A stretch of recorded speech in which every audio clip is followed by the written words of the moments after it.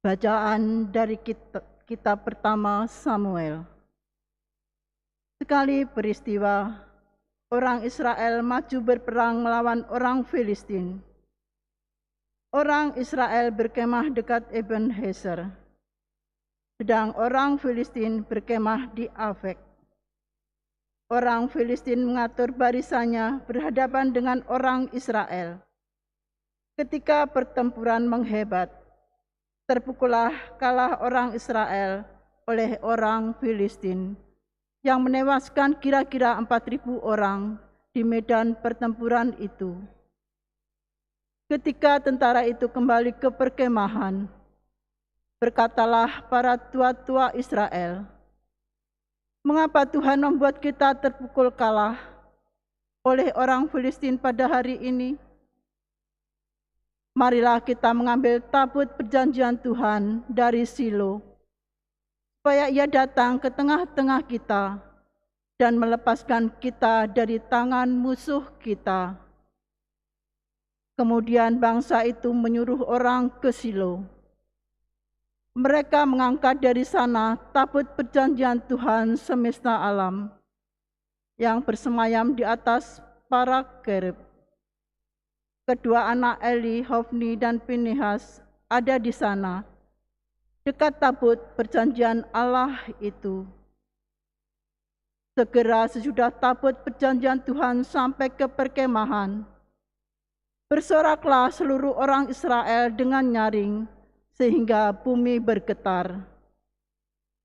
Mendengar bunyi sorak itu, orang Filistin berkata, "Apakah arti sorak yang nyaring di perkemahan orang Ibrani itu?" Ketika mereka tahu bahwa tabut Tuhan telah sampai ke perkemahan itu, ketakutanlah orang Filistin. Kata mereka, "Allah mereka telah datang ke perkemahan itu. Celakalah kita, sebab hal seperti itu belum pernah terjadi.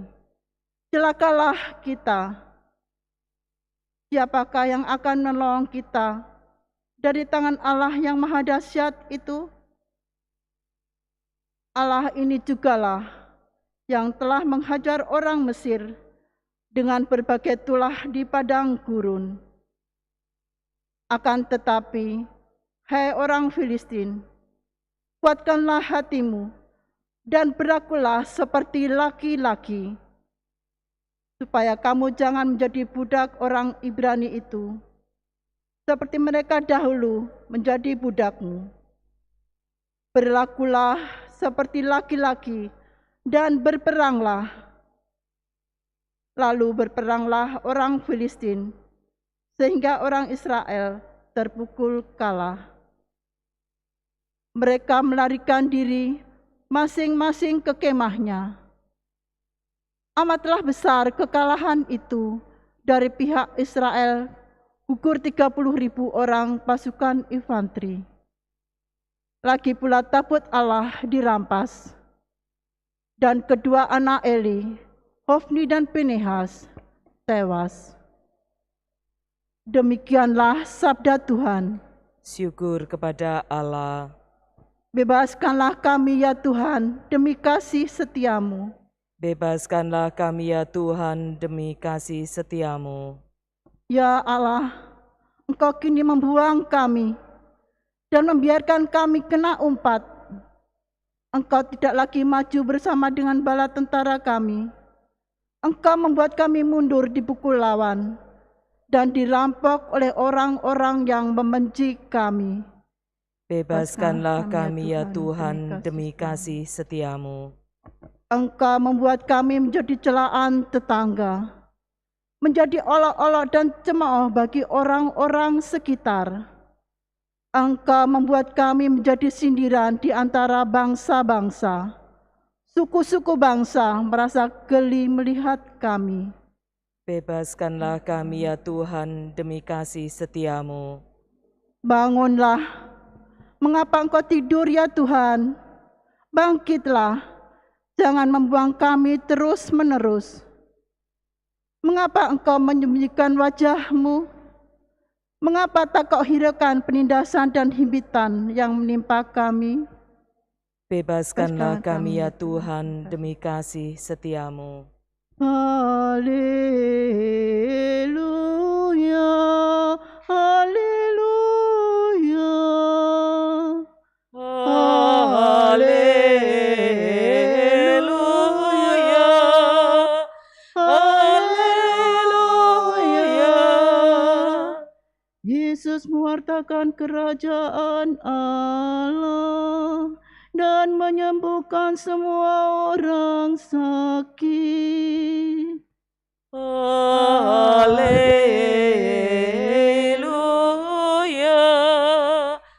haleluya.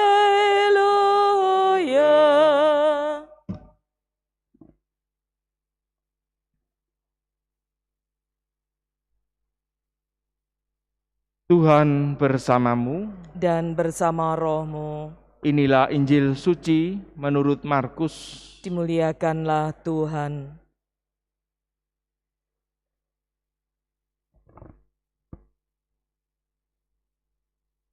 Sekali peristiwa, seorang sakit kusta datang kepada Yesus. Sambil berlutut di hadapan Yesus, ia mohon bantuannya, katanya, "Kalau engkau mau, engkau dapat mentahirkan aku." Maka tergeraklah hati Yesus oleh belas kasihan. Lalu ia mengulurkan tangannya, menjamah orang itu, dan berkata kepadanya, "Aku mau, jadilah engkau tahir." Seketika itu juga lenyaplah penyakit kusta orang itu, dan ia menjadi tahir. Segera Yesus menyuruh orang itu pergi dengan peringatan keras, katanya, "Ingatlah, janganlah engkau memberitahukan hal ini kepada siapapun, tetapi pergilah, perlihatkanlah dirimu kepada imam, dan persembahkanlah untuk pentahiranmu persembahan yang diperintahkan oleh Musa sebagai bukti bagi mereka." Tetapi orang itu pergi memberitakan peristiwa itu dan menyebarkannya kemana-mana. Sehingga Yesus tidak dapat lagi terang-terangan masuk ke dalam kota. Yesus tinggal di luar kota, di tempat-tempat yang sepi, namun orang terus juga datang kepadanya dari segala penjuru. Demikianlah sabda Tuhan. Terpujilah Kristus.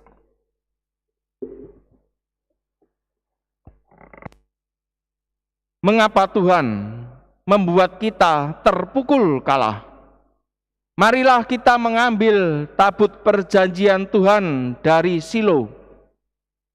Lalu berperanglah mereka dan orang Israel terpukul kalah. Kedua anak Eli, yakni Hofni dan Pinehas, tewas. Saudara-saudari yang terkasih dalam Kristus, apa yang terjadi dalam kisah dari kitab pertama Samuel tadi adalah bentuk dari dosa melawan perintah Allah yang pertama dan kedua. Menyembah berhala dan juga menyebut nama Tuhan Allah dengan tidak hormat. Bangsa Israel ketika waktu itu berperang, tabut Allah ada di kota lain, lalu kemudian mereka merasa, wah ini kita pasti kalah, ayo diambil. Tabut perjanjian Tuhan diambil, lalu kita berperang. Dan ternyata mereka kalah. Ini adalah suatu dosa. Seringkali kita pun tanpa sadar juga seperti bangsa Israel. Akarnya adalah kesombongan sebenarnya. Kita merasa hebat, kita merasa benar, lalu kita mengatur Allah. Seringkali juga begitu, kita sebagai umat Kristiani, umat Katolik, kita punya keinginan sesuatu dan bisa jadi sebenarnya apa yang kita inginkan ini mungkin tidak sesuai dengan kehendak Allah. Lalu yang terjadi, kita maksa Tuhan. Tuhan, saya akan novena. Tuhan, saya akan tiap hari datang ke gereja dan engkau harus mengabulkan doa saya. Kalau Tuhan tidak mengabulkan doa saya sejak saat itu tidak akan menjadi orang Katolik lagi. Itulah bentuk kesombongan. Dan inilah yang terjadi pada bangsa Israel pada saat itu. Dan terjadi apa? Mereka tetap kalah. karena mereka melakukan dosa. Demikian juga dalam kehidupan kita. Kalau dalam doa kita selalu memaksa Allah, bisa jadi kita pun juga nanti akan jatuh pada dosa yang sama. Kita mengatur Allah. Saudara-saudari yang terkasih, apa yang sebaiknya, yang seharusnya kita lakukan? Yang seharusnya kita lakukan adalah datang kepada Tuhan. Berdoalah dengan hati yang tulus. Bersikap merendahlah di hadapan Allah, bahwa memang kita tidak berdaya, kita hanya bergantung pada Allah. Dan kita juga harus bertanya, apakah yang kita inginkan benar-benar sesuai atau tidak dengan kehendak Allah. Bisa jadi apa kita inginkan hanya karena ambisi kita, nafsu kita. Dan itu bisa jadi tidak sesuai dengan kehendak Allah. Karena itu yang harus kita lakukan adalah datang kepada Allah, bertanyalah kepada Allah, Tuhan, apakah memang kehendak ini sesuai dengan kehendak-Mu atau tidak? Lalu yang kemudian berikutnya apa? Berikutnya adalah kita harus punya iman bahwa pasti Allah berikan yang terbaik dalam hidup kita. Apapun yang Tuhan berikan, kita harus menerimanya dengan hati yang penuh dengan syukur. Dengan hati yang penuh dengan penyerahan diri. Berserahlah kepada Allah. Karena Tuhan tahu yang terbaik.